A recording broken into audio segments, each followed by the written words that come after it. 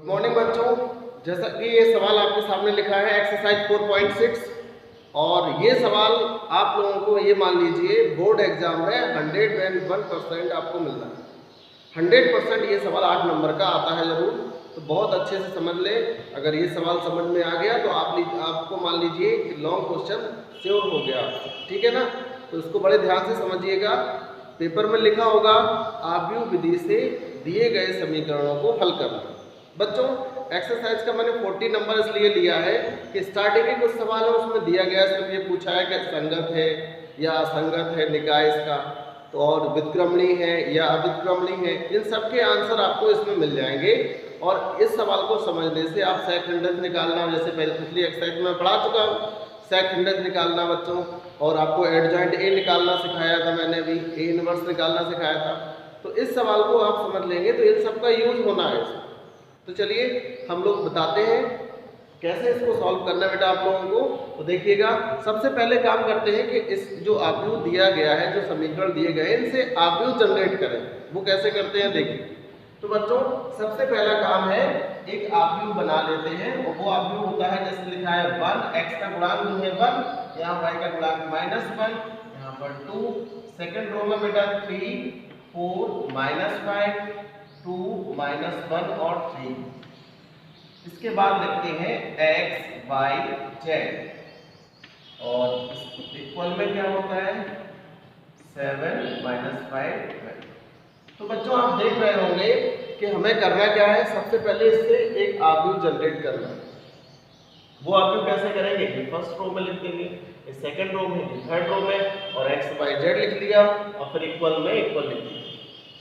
इसके बाद हम लोग मान लेते हैं कि ये a है, इसको मान लिया बेटा ये x है, और इक्वल वाले को b मान लिया। हमने लेट कर लेते हैं कि ax बराबर b। तो बच्चों x बराबर क्या हो जाएगा, ये अपॉन में जाएगा तो a इनवर्स b हो जाएगा, ठीक है ना। तो बच्चों हमारा टारगेट क्या है, आप देख रहे होंगे कि हमारा टारगेट ये है कि a इनवर्स ज्ञात करना। और a इनवर्स कैसे याद करते हैं आपको पता ही है, एडजॉइंट a अपॉन सारणिक a। तो हम लोग स्टार्ट करते हैं a इनवर्स निकालने के लिए, स्टार्ट कर देते हैं। तो पहला काम है सारणिक a का मान। तो बच्चों जैसे ही सारणिक a का मान निकालेंगे तो आपको लग रहा होगा कि इसकी सारणिक की वैल्यू कैसे निकलती है, ये मैं बता चुका हूँ।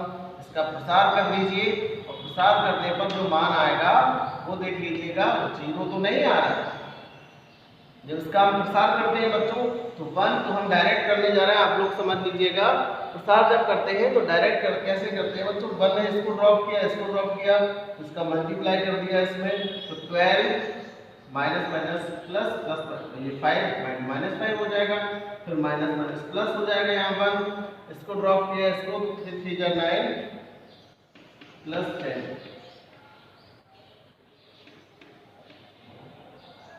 -3 माइनस। तो आप लोग भी प्रसार करना सीख गए होंगे, अभी तक करते आए। 12 में से 5 गया 7, और प्लस 19, और माइनस का आपका क्या आ गया 22। तो 26 में से 22 माइनस करें कितना आ जाएगा 4। तो बच्चों आप लोग देख रहे हैं कि इसके सारणिक की वैल्यू क्या निकल के आई 4। जब 4 आ गई बच्चों तो आपको क्लियर हो गया होगा कि ये लिखा है 0 के बराबर नहीं है, इसका मतलब ये संगत है। ध्यान रखिए, पहले दूसरे तीसरे जो भी स्टार्टिंग में सवाल दिए हैं उसमें यही तक करना है आपको कि कोई भी आपको समीकरण दिया उसका आव्यूह बनाना, फिर उसके सारणिक का मान निकालना। अगर सारणिक आपका 0 ना आए तो वो संगत होता है, और इसको व्युत्क्रमणी बोलते हैं। व्युत्क्रमणी मतलब होता है ना बच्चों। तो इसका हम व्युत्क्रम ज्ञात कर सकते हैं, ठीक है ना। अगर 0 आ जाए तो वो कैसा होता है असंगत, और उसका अव्युत्क्रमणी कह सकते हैं, ठीक है ना। तो व्युत्क्रमणी, अव्युत्क्रमणी और संगत असंगत, ये क्लियर हो गया। तो बात करते हैं बच्चों 4 आए, अब हमें क्या करना होता है आप लोगों को बता चुका हूँ। इसकी क्या निकालते हैं बेटा सेकंडस, और सेकंडस निकालने के लिए आप लोग सॉल्व करिएगा, मैं डायरेक्ट कर रहा हूँ। a11 कैसे निकाला जाता है बच्चों, इसको ड्रॉप किया, इसको किया, तो a11 किया, इसको ड्रॉप किया, जब इसको ड्रॉप किया तो 4 5 -1 3, तो ये आ जाएगा 12 प्लस 12 माइनस 5। 1/2 निकालेंगे A12 के लिए इसको ड्रॉप करेंगे बच्चों, तो A12 आपका आ जाएगा -19, जैसा कि लिख चुके हैं यहाँ पर, साइन लगाएंगे।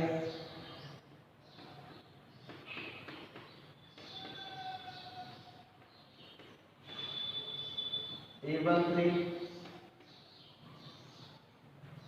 -3 -8,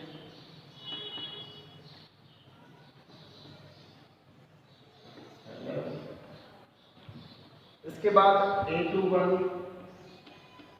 बच्चों, जब A21 निकालेंगे तो इसको ड्रॉप करेंगे। ये सेकंड तक मैं बता चुका हूँ, आप लोग भी कीजिएगा। तो -3 -2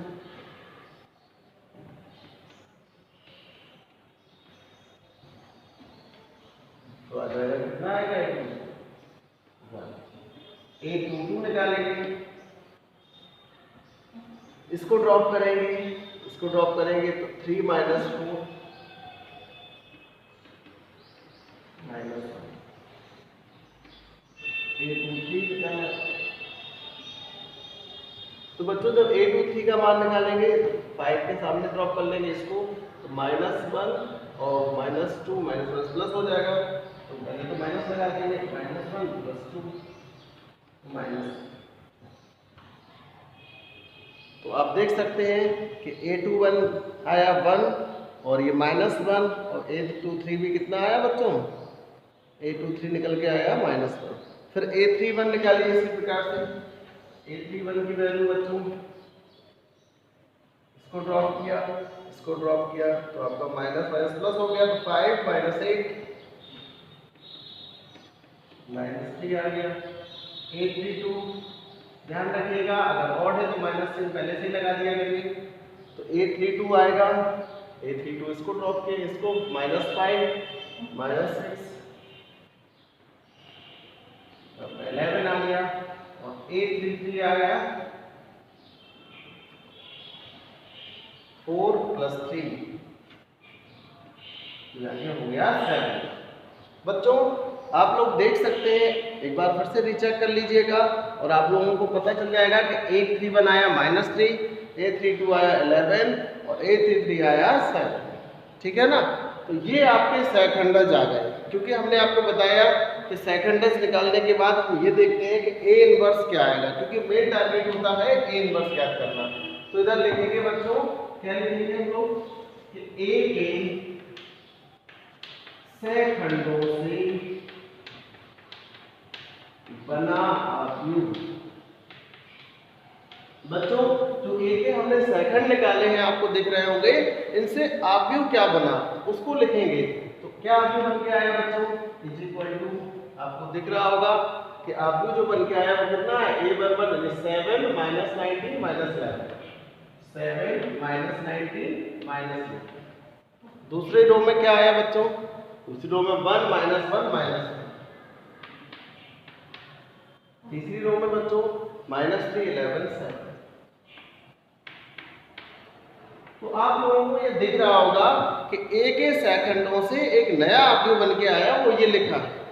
इसके बाद बच्चों हमें तो एडजॉइंट A निकालना है, क्योंकि A इनवर्स का फॉर्मूला ही होता है, A इनवर्स जब हमें निकालना है तो A इनवर्स का फॉर्मूला होता है एडजॉइंट A अपॉन सारणी के।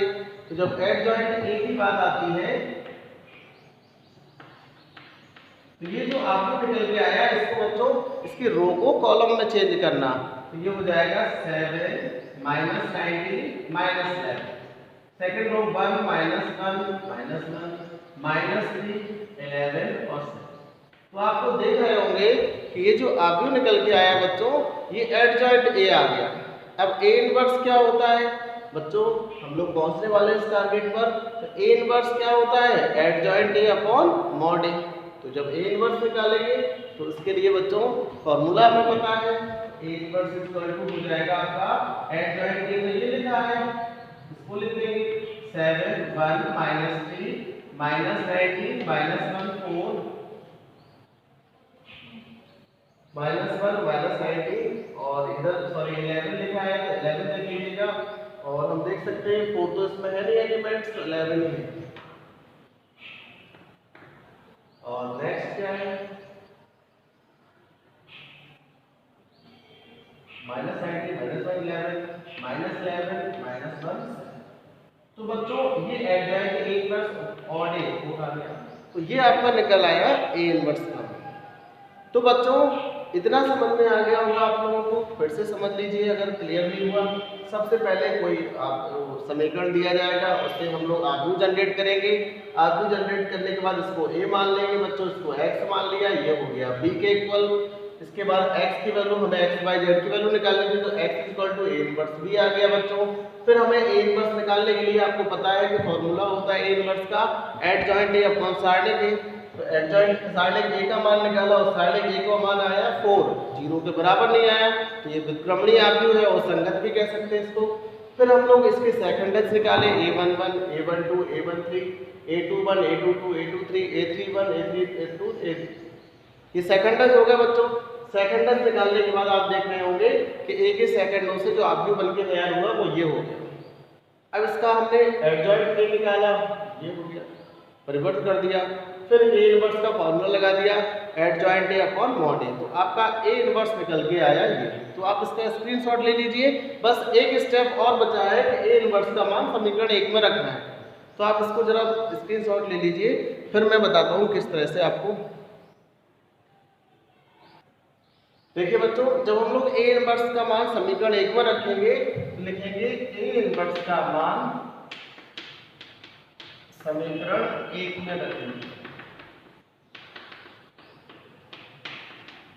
जैसे ही मान रखेंगे तो इधर एलएचएस में तो एक्स वाई जेड लिखा था वो लिख दिया जाएगा बच्चों, और ए इनवर्स का मान ये आया 1/4 7 -1 -3 -19 -1 और 11 -11 -1 और 7।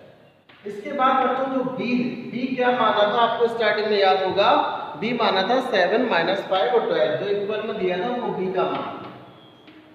अब बच्चों हमें इसको सॉल्व करना है, तो सॉल्व करने के लिए मैं आपको मल्टीप्लाई करना बता चुका हूँ मैट्रिक्स में। सबसे पहला काम यही है कि चेक करना है कि मल्टीप्लाई संभव है कि नहीं। तो बच्चों इसमें कितनी पंक्तियां कितने स्तंभ हैं, 3 × 3। इसमें कितनी पंक्तियां हैं, 3 × 1। तो आपको बताया था मैंने कि पहले आव्यूह की स्तंभ यानी कॉलम और दूसरे आव्यूह की रो अगर सेम हो जाए तो उसका मल्टीप्लाई होता है, और जो मल्टीप्लाई करने पर आंसर आएगा वो 3 और 1, मतलब 3 रो होंगे 1 कॉलम।